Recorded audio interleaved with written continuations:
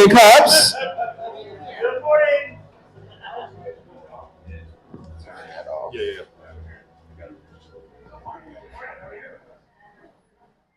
All right.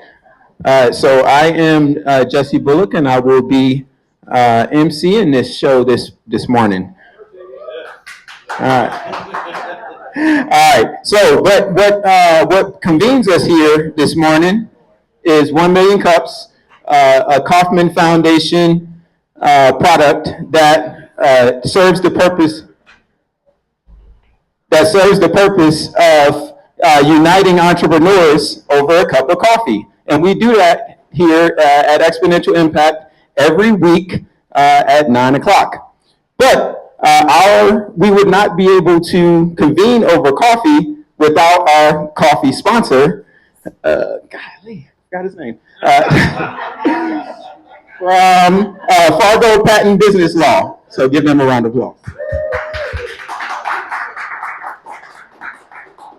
All right, before we get into the show itself, everybody, if you could, please grab your cell phones and turn your renders off so that we don't have any interruptions during the presentation itself. As you can see, we've got a media imprint going on here where we're capturing the content to be used to market this event. But that would not be would not be possible without Matt Watkins from Cinegraph Media. Now, if you would like to get more information about the wonderful work that he does, please see him after the show. All right, and our last sponsor to mention first thing this morning is going to be the SBDC and the Better Business Bureau, who sponsored our cups. All right, and without further ado, we'll go ahead and hop directly into the show with Laura Weilert from the Science Ferry. Hello. I am so glad to be back to the 1 Million Cups community. As I talk about my journey, also glad to be back to my native Colorado Springs. With that, we'll go on to why this business environment is so collaborative, supported, and opportune. And I love that. Didn't realize how much I'd love that. I'd like to tell a story about a bus moment. Didn't happen to me, this one. But a family was moving here with a loose promise of a job, 4 kids, and on the Greyhound bus, their documents, all their birth certificates, etc., were stolen. So come to Colorado Springs and go through social services and have to fight their way through all of this. And yet, I know of this story, and I know that they succeeded because this is a collaborative, supportive, and opportune place to be.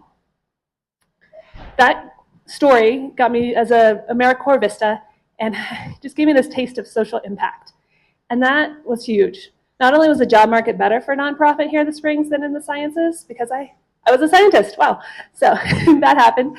My degree is in molecular, cellular, and developmental biology. I used it in several labs, interned in pharmaceutical, all sorts of things, tried it out. But you know what? That distant impact was just not for me. Publishing a paper every 5 years as your success, not really feeling it, when I could be using those same problem-solving skills to help someone troubleshoot a fax machine to get a medical document sent, or use my English and my degree to write a grant to get a family a car. Somehow these seemed to matter to me more. And then I also had my own bus moment. And that bus moment, I was very vulnerable on a bus into a city, and I had something stolen from me as well. And that point of vulnerability caught me off guard. And so when I went to go into my all-male classes in the physics building, it was just hard and I almost failed out of it. And so that lingering vulnerability wasn't an asset until God's plan worked in my life. And when it did, that point became a connection between people. And so I spent 7 years working in a nonprofit, connecting people and loving what I did. But as I wanted to go forward in my career and say, I've got this awesome science degree on the shelf, what am I going to do with it? How am I going to do that? So there was that, there was the taste of social impact, and then there was also the problem solving of the sciences, and then this other wonderful thing that I had. So there's some trays out here, and these have soapstone on them, and I'll get to the picture, and that'll explain why. But for those of you who are more inclined to fidget with your hands when you pay attention, those are for you. So Judy Walk was her name, and she was a creative director at our congregation. And what she did was she created childhood games, invented entire crafts. She could have made all of Pinterest in her time if she had wanted to.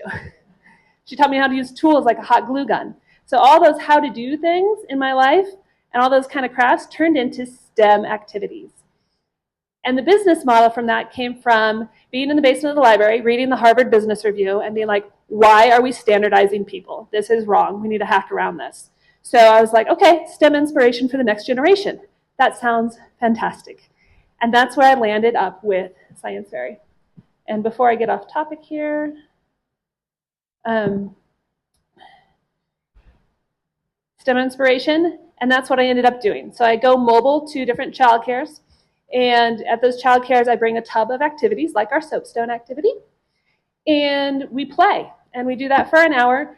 Provider gets an hour of dedicated time where the kids are focused on something that they love. Parents get wonderful pictures, and it's developed into this thing, and the kids benefit too. So Weekday Cupcakes is the name of my talk here. And okay, motherhood. I also had this thing called motherhood coming up. And I wanted to be sort of a stay-at-home mom and sort of a working mom.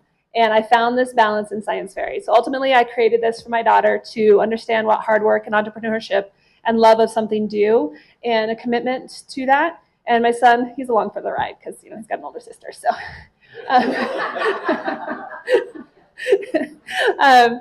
And so I get to do that on a daily basis to spend my time doing weekday cupcakes. We get to practice cracking eggs and measuring oil and doing STEM. Look at that. So STEM is a science, technology, engineering, and math, by the way. It's a mostly education term. And what do we do? All right, here I have my girls looking at engineering magazines, and they're looking for these gears. So there's a real-world tactile model. They're searching in these things. They're finding images of different machineries, seeing what toy imagery, what real imagery looks like, and they're just doing a scavenger hunt. So that's a game, and that's fun. Here we are on the grass. Oh, okay, this is hinges. Didn't realize this is the picture in there. So I've created hinges out of 2x4s and restore hinges, and those work together to clap and make noise, and then we can push the pin out using a hammer. So we've done that. So engineering there. There's a lot of science activities like on Pinterest and other places, but there's not as many engineering. This one I created tops out of my husband's Connect systems, much to his chagrin, but I still have them. And here there's a paper that I made on top that when it spins turns to green or purple, orange, etc. Here is the flask that has an indicator die in it. I use that for a lot, and a color wheel. And then the impact of this. I love this. You probably can't read this, but it says, Science Fairy, I like your science. So I've had a lot of kids go on to elementary school and really enjoy their sciences so much they're bored with it. Okay, is that time? All right. So this is question. Okay, question. All right. Do we have any questions?